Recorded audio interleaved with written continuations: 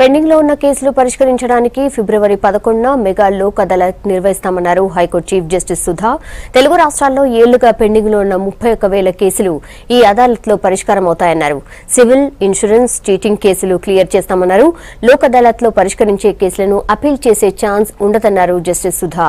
Pending కేసులు ఉన్నవారు ఈ అవకాశాన్ని వినియోగించుకోవాలన్నారు.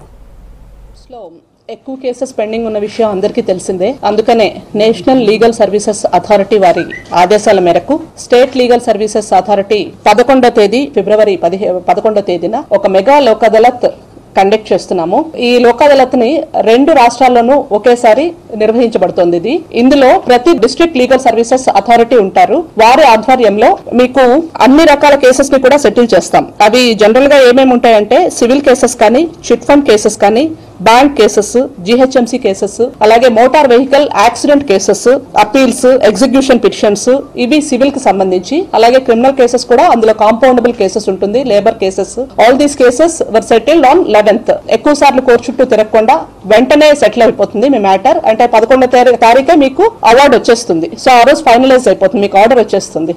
అట్లాగే ఈ ఆర్డర్ మీద మళ్ళీ అప్పీల్ ఉండదు. This is final order. మళ్ళీ ఒక జూనియర్ సివిల్ జడ్జ్ కోర్టులో ఆర్డర్ మీద మీకు జిల్లా కోర్టులో, అక్కడి నుంచి హైకోర్టు, ఇలా అప్పీల్ ఉండదు. ఒకసారి లోక్ అదాలత్లో అవార్డు పాస్ చేస్తే that is final. Third benefit ఏంటి అంటే మీరు కట్టిన కోర్ట్ ఫీజ్ మళ్ళీ మీకు రీఫండ్ వచ్చేస్తుంది.